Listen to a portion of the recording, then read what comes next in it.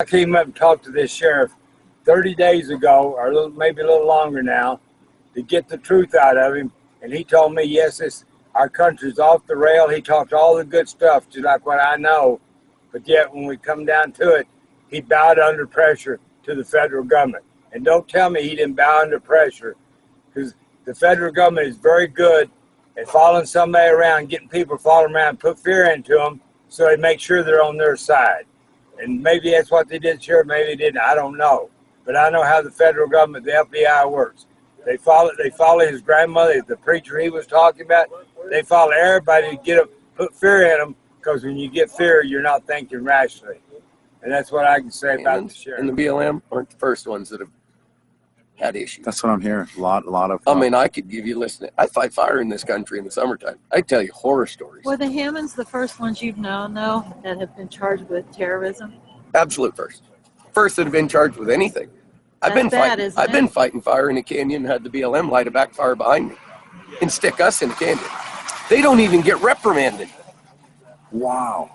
That's the BLM favorite firefighting tool. Drip torch. Yeah. Wind and a drip torch. That's how the BLM fights fire. They don't even call themselves firefighters anymore. They're fire managers. Fire managers. They just set the backfires. Fire after they've set it. Wow. Or you take a fire that we've had a lightning caused fire on a BLM allotment where we had cow-calf pairs. We pull up in the stock trailer with 3 guys on horseback and 6 dogs. And we bail out. They've got the road blocked. You can't go in there. It's a safety issue. Really? You're going to stop us? And we go. You're going to jail. That's fine. Our cattle will be alive. Cost of doing business. And charge through them. Literally charge through them horseback. The cost of doing business, huh? That's what we call it. Doing business with the BLM. Yeah. We just charge through them. Fine. We're going to go. We're going to go get our cattle. And we go get them and bring them right down the road. And nobody has ever got in trouble for it. Yeah.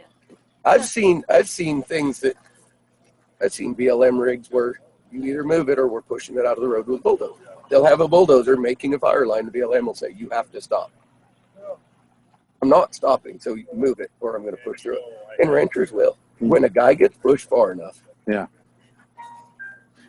Has this been brewing for decades? I'm hearing this has been brewing for decades. Huh? I've only been here 11 years.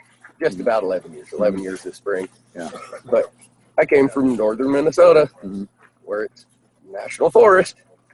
So it's National Forest Service that you deal with, right? Instead of Bureau of Land Management. Yeah. The same thing. You get a field agent that's got a bad attitude. Yeah. It's almost impossible to win. Really. And guys get to the point where they say, I am not being pushed anymore. Yeah. And it usually happens on a small enough scale where instead of asking for permission, people just go, I'm just going to go do it. The federal government now has weaponized the term domestic terrorist. Right? Okay? They're calling them terrorists. This is ranching companies. Have you seen the pictures of Dwight Ammon, 70-something years old? Right. He's not a terrorist. There were backfires that were said. That's ranching, in normal course of ranching. The true definition of terrorism, the only one, and I'm not just saying this sarcastically, the only entity that can be truly closely matched with the term terrorist is the federal government. Right. Because they're forcing their will upon us and terrorizing the Hammond family to get their land, run them off, What are some of the tactics that BLM, for example, has used and other federal agencies? What are some of the tactics that they've used against the Hammonds and against other ranching families? Well, bringing the court action against them 12 years after the effect, after the fires were set, 12 years after that. That's almost torturous, right? To do that, and then to declare them terrorists because of the statute of limitations expiring, and also declaring them terrorists because it fits into their jurisdiction and their agenda, so that they can have control over it versus the county. Right. So that Those are some of the things. What is the purpose of all this? So why is the federal government trying to acquire all this land and really kind of stick their nose where it doesn't need to be? You know what? I'm sure your readers, your viewers are very well aware of what Agenda 21 is all about. The overriding umbrella, if you're not familiar with UN Agenda 21, that is really the core influencer here. And the federal government, okay, is working along with that, but they're fighting this quote-unquote proxy war, okay, utilizing here in this instance the sheriff's department. They're trying to show a kinder, gentler thing, like we don't want to wake us, so we're going to use the sheriff's department to go out and do our dirty work. That's what's happening right as we speak right now. But who is running these ranchers off? This land right here.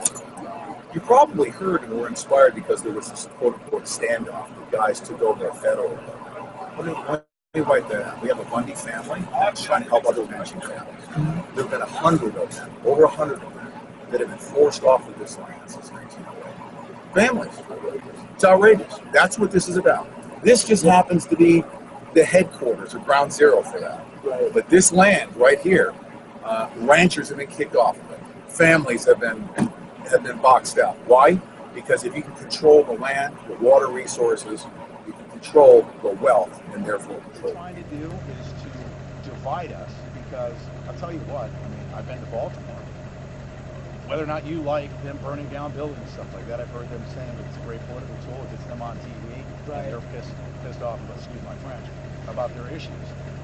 But they're fighting for their civil rights and their God-given rights and constitutional rights. I know this. The people that are grassroots, quote-unquote, Black Lives Matter, in the hood, in Baltimore, are fighting for their constitutional rights. Same things here in the ranch area, predominantly white, fighting for the same thing. Why don't we come together and say, you know what?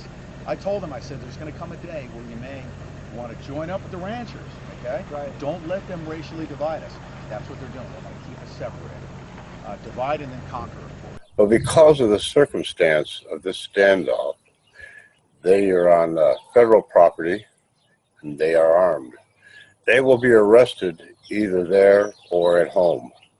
Their names, their faces have been placed, and anyone involved in this will be arrested. Okay, this is the president, which means if you at any time from here on out make a stand for the Constitution, be it on your property, which you do not own, if you pay taxes, personal property taxes on your property, you will never own your property because you're a leaser. You do not own that property. You'll never own that property. I believe there's only one state, Texas, that has that ability, that doesn't pay personal property tax. They understand the owning of property. As I'm saying this, I'm pretty saddened, friends. I said I wasn't coming back on camera for a while, but I believe we've reached a time in our lives that there'll never be another stand for the Constitution. There'll never be a turnover of this government because the laws that govern us are in place in such a way that the majority of the people will never go against the ability to throw this government over, because if they do, they will have committed a criminal crime. And they're not willing to do that. So if you understand the law of the land that governs you, it not only governs you, it enchains you. You are in chains as a slave. Your hands are tied, okay? Your hands will be tied forever. There's no way out. There's no future. It's just whatever they dwell in their little minds to do with us and how they want to manipulate us. Those of you that belong to these little organizations, you already know you're under federal control, just like every one of us. You give a little piece of hope to some that you're a militia. But I put up a video about Rem. He spoke out on this. You are under a false pretense yourself. For you to ever rise up, there has to be a clear not breaking the law. And I've never seen where that could possibly ever happen. And this president of this standoff is setting a new era in this country. that it'll never happen, friends. You'll never make a stand. Okay? So you understand why I'm sad about this. There is nobody that has a perfect, clear history in their life. And to call this a psyop, call it whatever you want. If that possibly is what it is, what they did, they succeeded at it. Okay? They have truly succeeded at it. Because they showed you, if you ever rise up, you have broken one of their laws. So you will be criminally prosecuted if you rise up. And that's it, friends. So, welcome to the new America.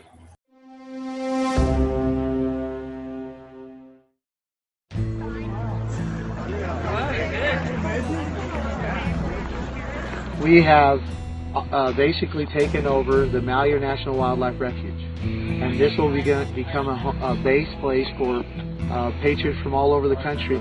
The government has beat us and oppressed us and took everything from us. They will not stop until we tell them no. Period. We intend on making sure that the unconstitutional transactions of land rights and water rights are researched and that they are corrected. We need you to get here and stand with us. That's what we need more than anything. That's what's going to prevent any bloodshed. The Ammons have turned themselves in today at 1:37 p.m.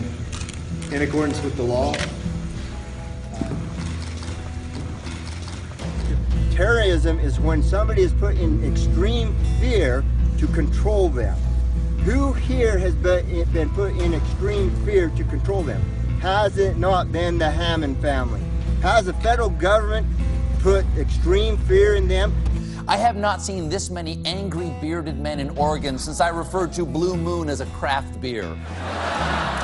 There's a dude under a tarp, sitting in a rocking chair, holding a rifle. That sounds like a guess in a game of Militia Clue. You don't come into Harney County and threaten people at the point of a gun. This would be a vastly different discussion if those folks down there weren't threatening force. Those people have brought us a voice.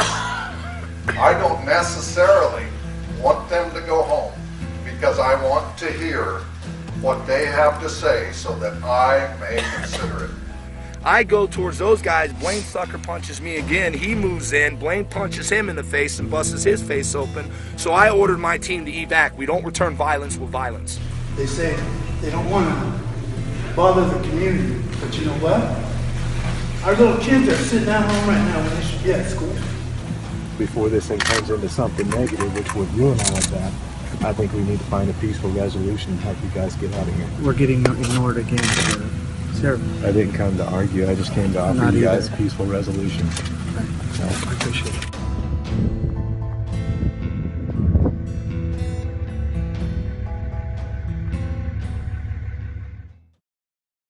I am in the only job that is specifically protected by the Constitution of the United States of America under the First Amendment.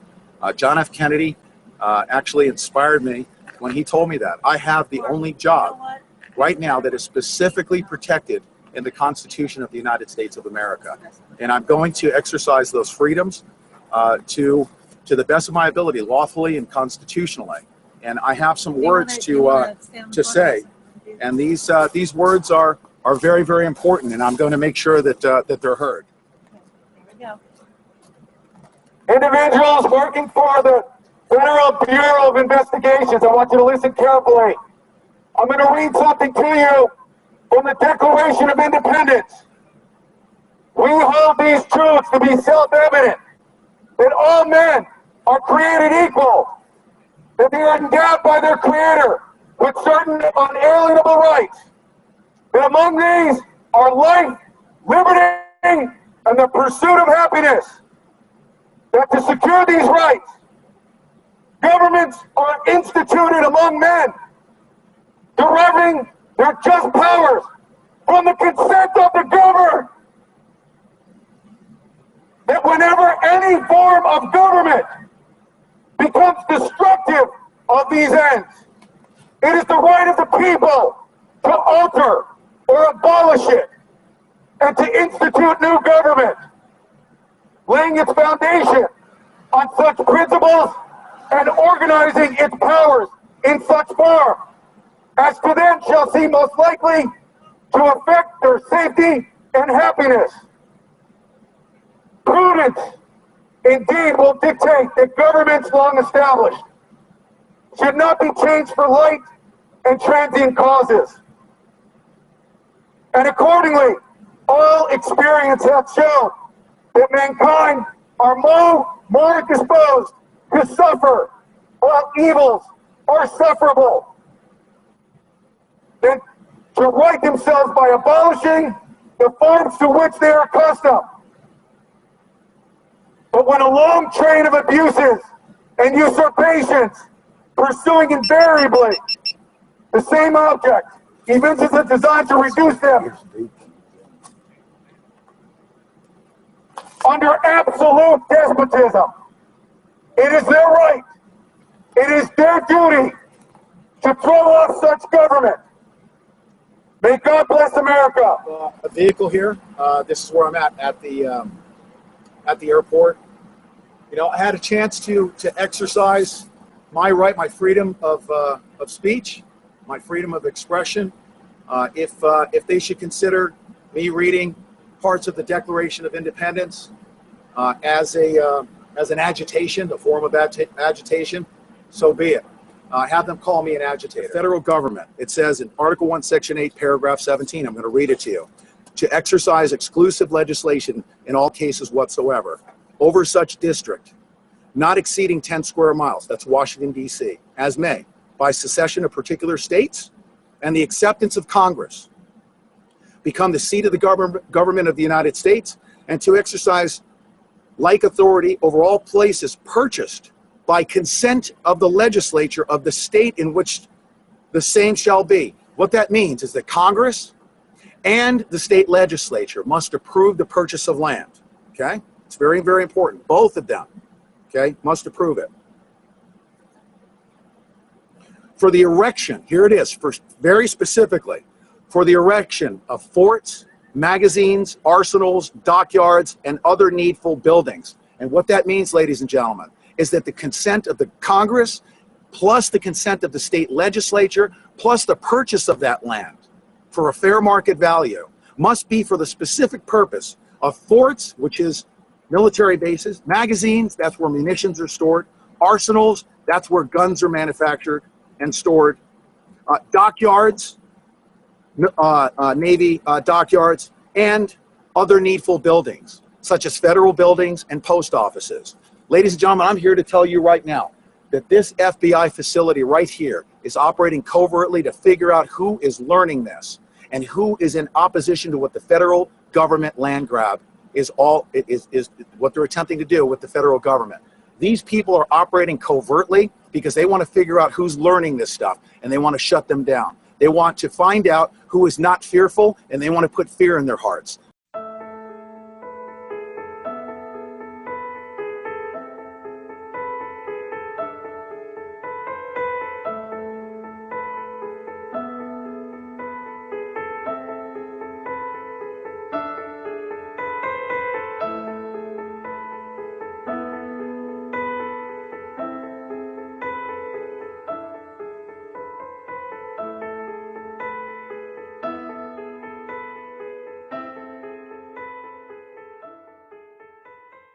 These are pillars in this community. These are big outfits. They're scared of the BLM. We're scared of our government. When did that happen?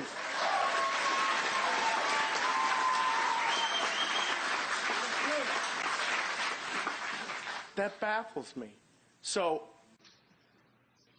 I hope that we do own this as Harney County, that we get behind this. We do have a federal government that is far exceeding its grasp. I'll make this real short. My name is Merlin Root, and I've been here for 70 years. And Dwight Hammond and Steve Hammond are the nicest people that ever walked the foot of this earth. I've rented cattle with them. They've hauled my cattle. They'd do anything for me in a drop of a hat. And they got a rotten deal. And these people down here at the refuge, I just came from there, and I talked to them, and they ain't hurting a damn thing down there. They brought us all together. They're waking people up. So I think they're going to work this out. They're just making a statement for us to wake us up.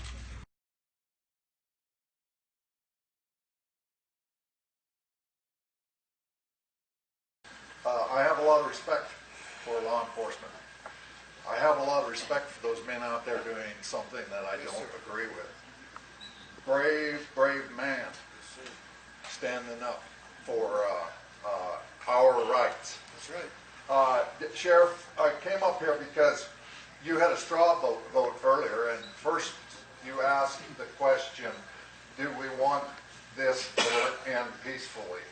And my hand went up. But then you added to that, do we want them to go home? And my position on this is not necessarily. Those people have brought us a voice. I don't necessarily want them to go home because I want to hear what they have to say so that I may consider it. I don't agree with what they did at the refuge, but I'm willing to listen to what people have to say so that I may consider it. Thank you. These people did talk about, many of them did talk about local problems, including the economic problems here. And just to remind you, this county this 11% of unemployment, which is twice higher than the average across the nation. There is the situation with the government controlling or owning 75% of the local ranches, and ranching is the main source of income here in this area. People do seem to be waking up. This has been needed sometime in this community, somebody to stand up and speak out for what needs to be done.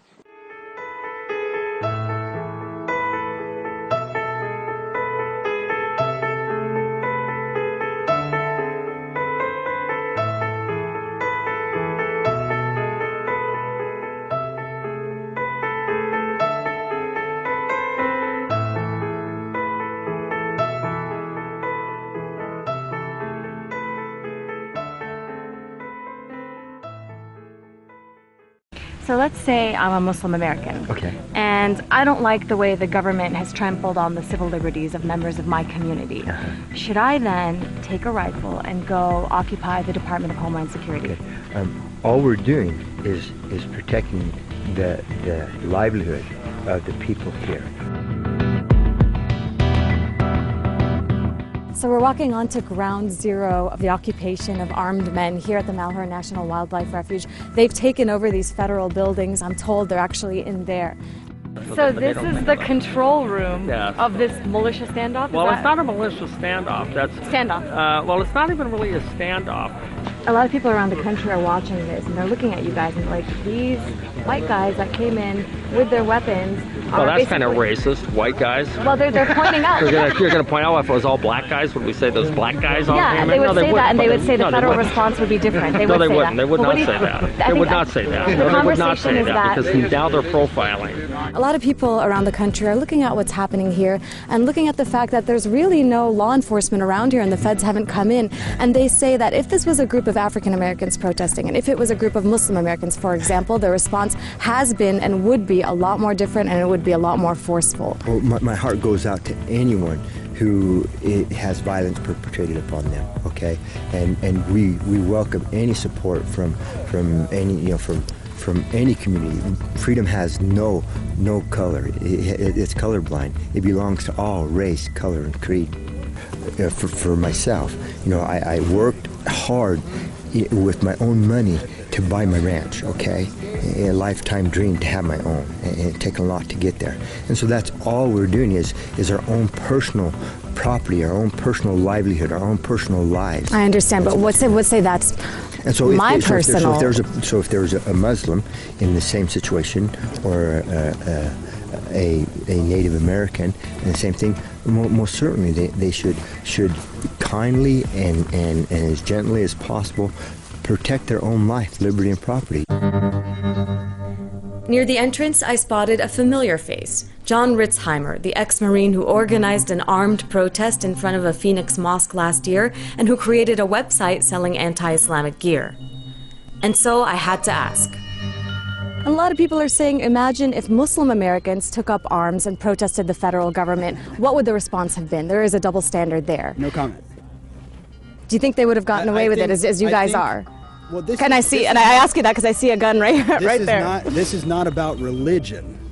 This here is not about a religion. What is it about? So you're saying Muslim Americans? Well, what do we have here? All I see down in there is Americans. Yeah, this is. You guys. But people are saying they're white Americans, and with that they have white privilege, that they can get away with certain things that people of color might not. We have people of color that have shown up here. Really? Yeah. John, we're talking about who owns the land, and yesterday, the Native American Paiute tribe who claimed this as their ancestral land. Honestly, they're saying you guys need to leave, and that this is their ancestral land that they were run off from and killed. What do you have to say about that? Do you acknowledge that? I'm open to dialogue about it and learn about it, but I'm not educated enough on that to. I haven't heard them. I haven't seen them. So. History. Invite them into the conversation. Bring it in. The plot thickens.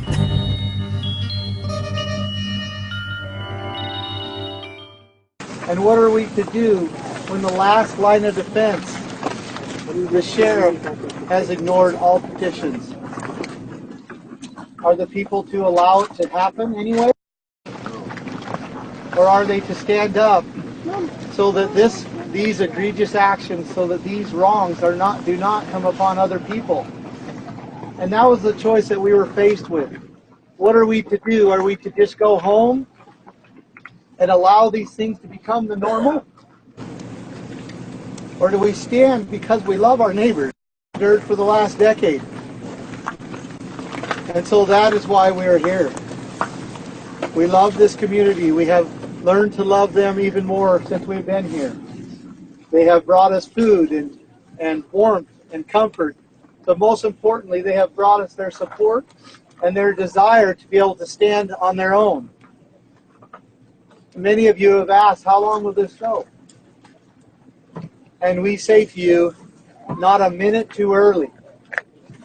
Until the people can stand on their own and begin to fight this fight without the fear and intimidation. They distanced themselves in several weeks ago because the prosecuting attorney threatened them that if they did not stop speaking with me, that they would put them in prison early, detain them early, and put them in a less desirable prison. Have arms, it's for their own personal security. Otherwise, let's think about this. This is portrayed as a federal building. Well, let's describe it another way. This is public land. This is a public facility. Are not the Bundys and the Finicums and anyone else involved members of the public? Is it that sign that's got an American flag on it right now says, "Welcome to your National Wildlife Refuge"? Does that not include the Bundys, the Finicums, all of you, me? I mean, why shouldn't they be able to come here? I mean, people say they shouldn't be able to. I've heard they're trespassing. How are they trespassing on public land?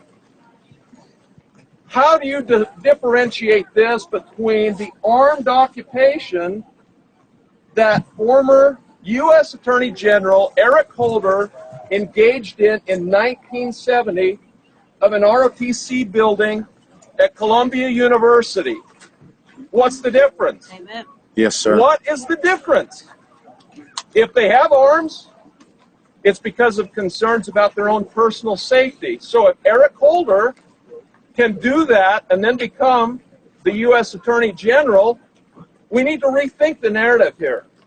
They're American citizens exercising their lawful rights under the United States Constitution.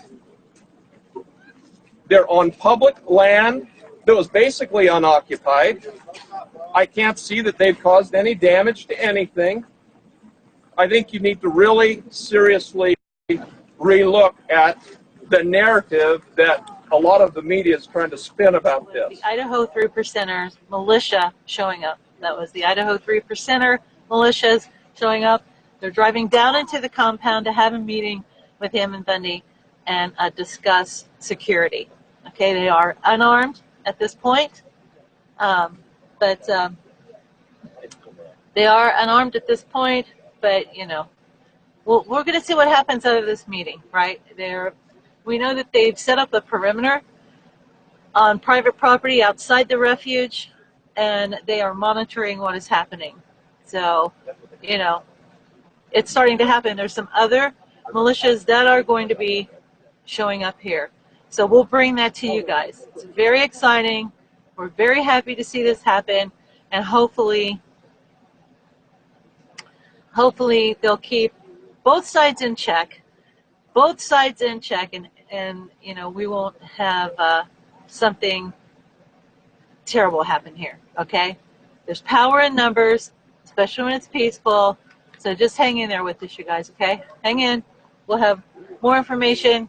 It is confirmed. You guys can confirm that Idaho 3%ers militia has shown up on the ground here at the Mohauer Refuge. You ready? Look up the National Defense Authorization Act of 2012, okay? What that did was repeal the Smith-Mundt Act of 1946. Now, what is the Smith-Mundt Act of 1946? It prohibits the federal government from perpetrating a subtle form of mind control, propagandizing, using the media to propagandize the American public for essentially for psychological warfare. Right. Okay? The National Defense Act of 2012, it repealed the Smith-Mundt Act of 1946, which prohibited them from employing those strategies and techniques that we used to do in Afghanistan and Iraq and all those countries in the Middle East. They're now doing it in the United States of America as of 2012. Right. It's psychological warfare being perpetrated upon the American people. You can go determine that for yourself. Look up the Smith-Mundt Act of 1946 and look at the repealing of that through the NDAA of 2012. This is not conspiracy theory. You make up your own mind. You do your own research. Bye. Drones out here, drone technology.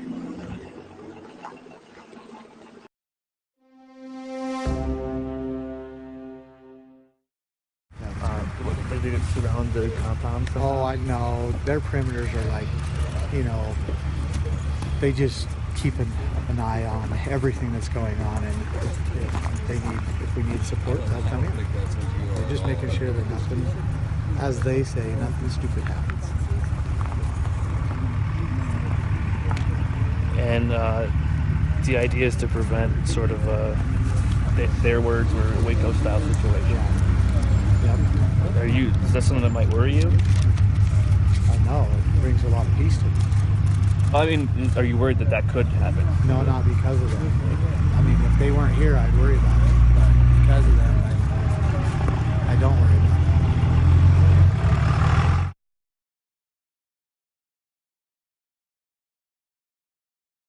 This is the first committee of safety. And where did this idea come from? In colonial days, there were people living in an area. And as they came together, that was called an assembly. So, as we look around this room, this is an assembly. It's not as big as I would hope it would be. More like what we had at the fairgrounds the other night. That would be an assembly. And that assembly would agree to put people forward in a representative way from lots of different parts, in this case, Harney County. So we'd have people from the South End. We'd have people from Druzy and Crane. And so everybody felt that they were being heard. That's really where we want to go. These are the first people. Well, we can be replaced just as quickly as not. So don't feel like you weren't included, or you're not being heard, or nobody asked me. Don't go there. Get involved if you're interested. Don't get involved if you're not. Okay, what I was asked to do is we've got a few things that we've put together. And really, we're early enough in this process that I'm gonna take a stab at calling these drafts, right? This is all gonna evolve. We've got 2 documents here, and if everybody wants to take one home, it's awesome. One is a resolution of the people of Harney County, which sounds pretty bold considering the people of Harney County haven't even seen this yet.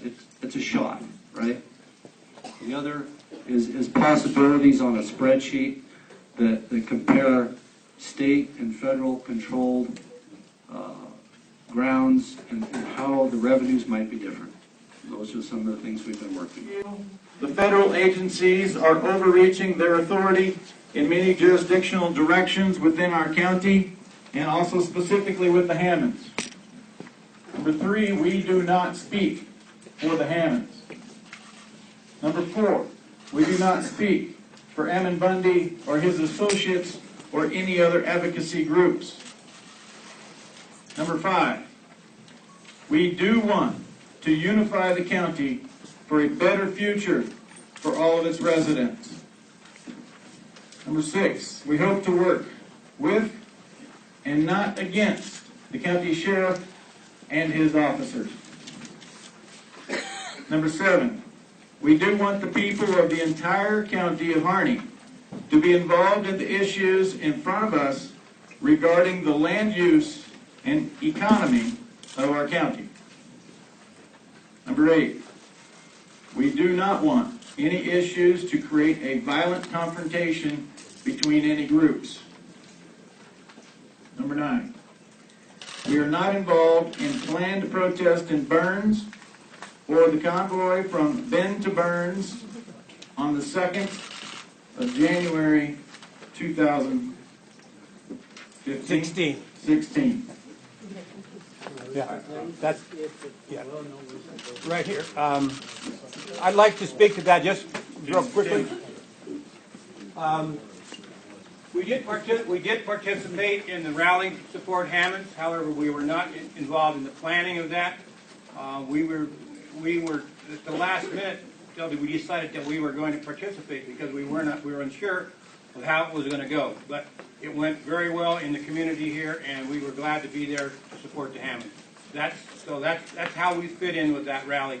There, we were there to support Hammond, and we think the community did a good job in the turnout on that.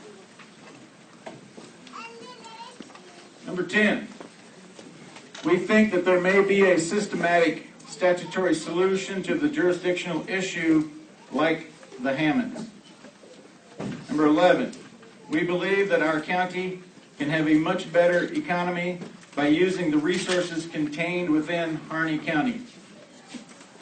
Number 12, we love our nation and our country, and we want the best for them and for the future to better manage lands within the county boundaries.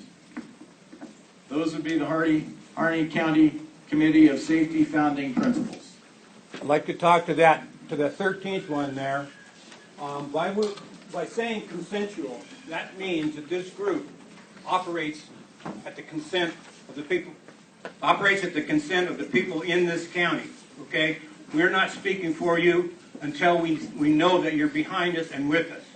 So that's what consensual voice will mean. It doesn't mean that we're going to go out and run around doing things without having this community behind us. That's why I put that in there so that you'll know what we will increase our annual revenue, $12 to $15 million, by taking over these federal lands and running the grazing ourselves and the timber ourselves.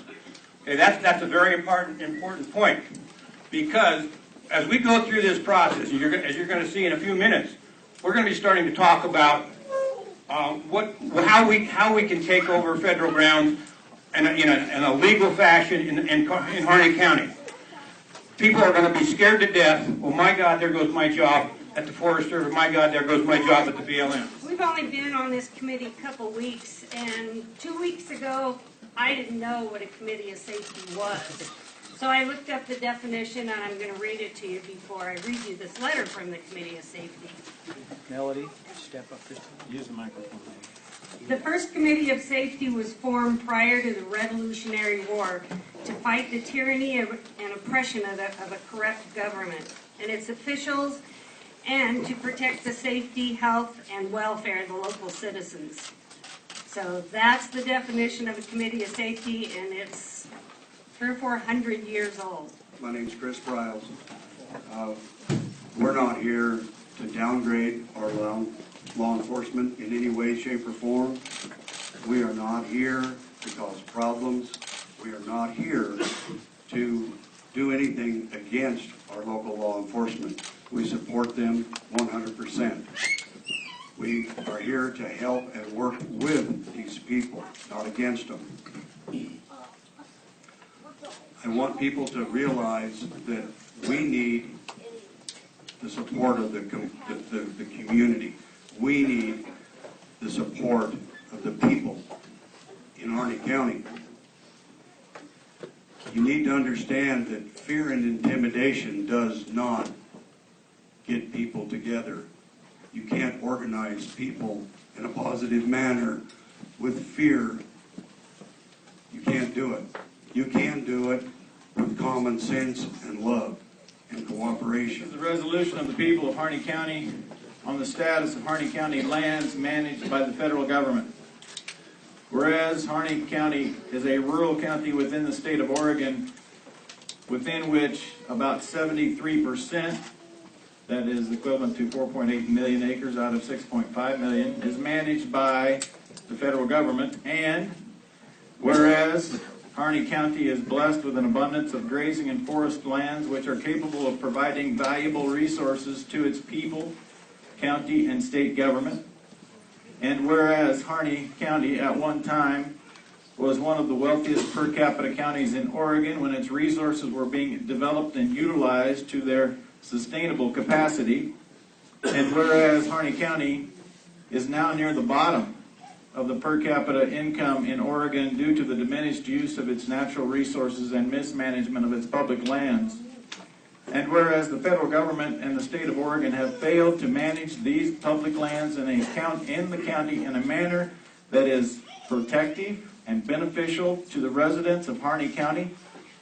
And whereas the people of Harney County, due to the county's rural and natural resource land character, are unable to sustain an economic base within the county that will provide its residents and families with ongoing sources of jobs and services without the sustained contribution to its economy from those endemic natural resources. And whereas the federal agencies are constrained and at the mercy of a small but vocal group of radical environmentalists who use a myriad of laws regulating federally managed lands, which creates for them an impenetrable obstacles to the development and sustained use of the resources within the county.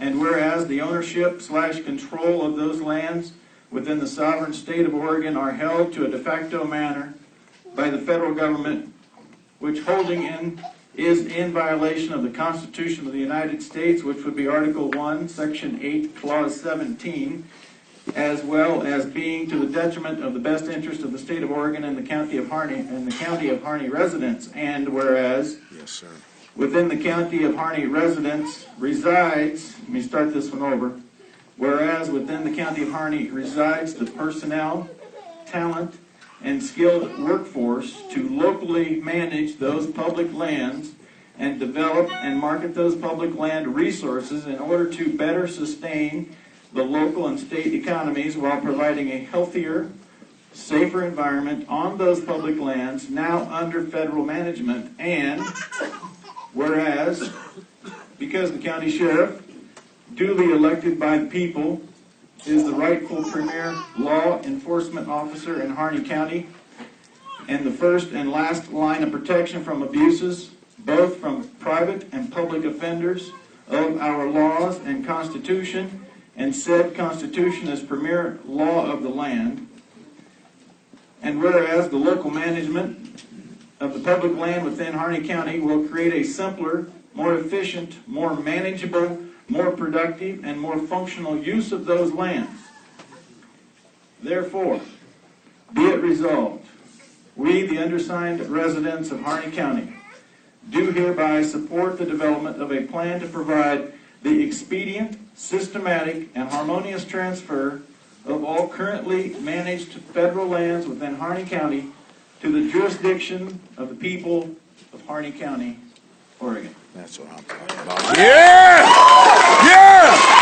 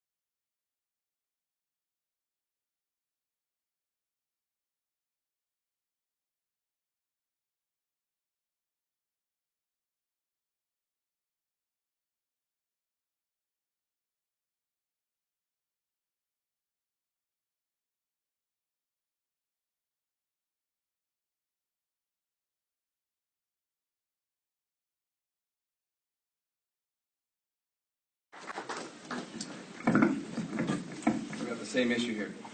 My name is Brandon Curtis. I'm the president of 3% of Idaho. I'm also a founder of the PPA network as well. I want to speak to you guys a little bit. First of all, I want to say thank you for what you guys are doing. It takes great courage. Thank you very much. Keep it up. I want to speak to you a little bit about our presence in town. I have received phone calls, emails off our website, all kinds of questions asking what we're here. Hearing a lot of reference to militias and things like that. We are going to have a presence in town over the next week just to make sure and ensure the safety both of your community with all the attention that it's getting and as well as the individuals up at the refuge. What that looks like is we'll be a safety buffer, if you will, to make sure any fringe element type patriots, if you will, if you guys heard all the rumors that are going to come here, we're going to make sure they don't. We're building relationships with the community here. A lot of you have seen us around over the last 2 weeks, am I right? So we want to make sure we maintain the communication with this committee as well as your citizens. And I'm from Boise, Idaho, so I'm just down the road, so this affects me as well. And I know if we have the same issue in Boise, I want you guys to come. But I don't want you to be afraid of the presence you see us here. We're all family people, God-fearing people, whatever you want to say, but we're just like you, no different. My organization is actually not a militia, so I want to spell it out right now. So I hear that term thrown out a lot. We're just community members as well, right down the road. So don't be afraid of us, okay? We're here for a purpose, and that's to protect your community as well as the gentleman up at the refuge. Any questions on that? No. Okay, perfect. I'm Erin Moffin. I'm a rancher. My husband and I own a ranch in Riley. We were talking about the economy of the county and how this would enhance the economy, which I completely agree. But I want everybody to know that not only the economy would be enhanced, the environment would be enhanced. And I want to explain that just a little bit. We have wonderful people that work on the ground here in Harney County, from the ranchers to the farmers to the BLM employees to the foresters. We all know what to do on the ground level. Now, these radical environmental groups have used the fear of litigation in such a way that it's tied the hands of these good, hardworking, on-the-ground people, whether it be the government, scientists. We have scientific proof that a lot of things can be done to help sage grouse, to help different species, to help the ecosystem as a whole. We've got all this scientific information, but yet we can't use it because of the fear of litigation. And I want people to know that from around, around the state, around the country, that this not only would be an enhancement to the economy, but an enhancement to the environment. And I want everybody to remember the last words that Dwight Hammond spoke to us as a community before he left, when we were marching. He said, "This is not about me. This is about our country." And I think we should all remember that. Speak up. I want to show you something. I stood under a bridge with guns facing us, and we were unarmed citizens, and that's what will happen to you, and that's why we're here. I'm a mother of a lot of children and grandchildren. I am not afraid to take them out to the ranch, and I'm not afraid of the Bundys. They're the ones, and I can tell you, God is with them, and God is with you, and you are righteous people. And our hearts went out to the Hammonds because we know how it feels, and we have to stand up, but we can never do it alone. We have to, united we stand, divided we'll fall. We have to work it together. People, we love you, you're our neighbors, you're our friends, and God loves all of us, and He loves this country. We have to stand and restore this Constitution, or we've lost our country. God bless you, and we do help you, and come and help us. If you can, we're here to help you. Come and see us. My name is Pete Santilli, and one thing that I've learned through this experience in talking to the community members is that people are now learning what the true authority is of a constitutional sheriff. I've heard that time and time again. And I want to suggest to the Committee of Safety that the public be informed that the sheriff is the top law enforcement official in the county. And he has jurisdiction over the FBI. That if he needs the FBI, he calls them in. That he is not operating at the behest of the federal government. Because I believe, ladies and gentlemen, maybe you can tell the Committee of Safety, wouldn't it be a conflict of interest for the Federal Bureau of Investigations to be surveilling the community, finding out who's for or against, and then working on behalf of the federal government, essentially, who's trying to seize the land? It's a conflict of interest. They've been surveilling people. They've been conducting psychological operations upon this community. We've seen it going on. How many people in this community right now are operating in fear? They can't even come forward. There is a silent majority that exists right now that has been caused to stay home because of the presence and the psychological operations being performed on this community. I believe the sheriff has that authority to take jurisdiction and control over that, and the community should at least know that the sheriff is the top law enforcement official in the county. Thank you.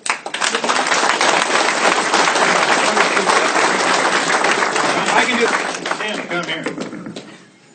And it's good if you bring your own stopwatch and have it go off. Good job, Pete. I don't know if Mr. Santilli was here or not, but if you'll read our resolution, we identify that very clearly in our resolution. About the sheriff being the premier law officer here. He has that authority. We believe that. All of us believe that. Wayne Smith, local ranchers. I think Bundy's are waiting to see this before they leave. And there's another thing they're waiting for. They're waiting for the safety committee and the community to tell our sheriff to address the redress of grievances document. How can Hammonds ever get a fair trial when the plaintiff and the prosecutor and the courts were all federal? There's no checks and balances there. I think we have, they're waiting for the community to show them that we have the passion and the drive to continue this, and then they can go home. But they also need our sheriff to address the redress of grievances. Thank you, Wayne. See if I can do this thing. Closer.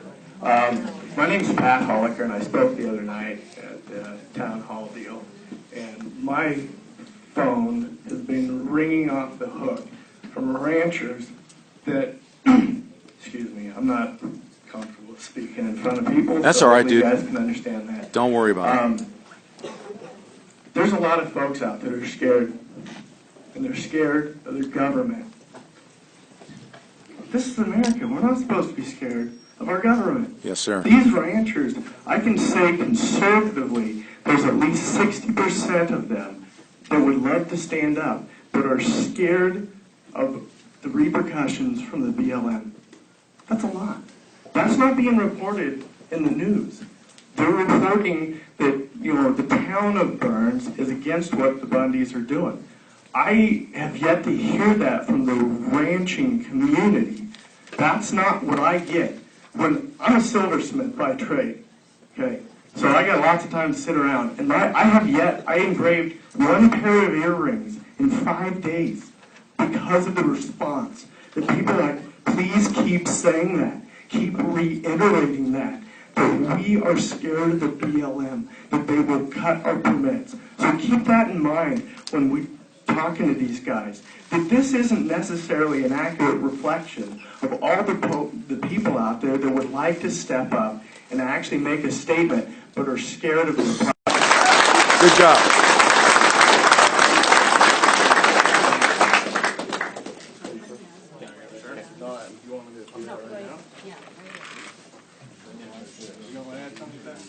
I wanted to add something.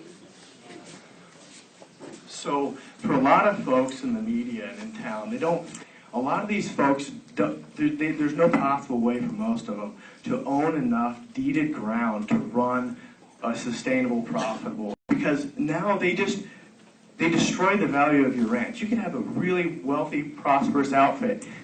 It's gone in the snap of the fingers. So it's something to consider. This is a real impact on the local economy and to the individual. You personally said, you know what, we're seizing your property because we're going to make a monument out of it. And there's nothing you can do. I'm in a committee of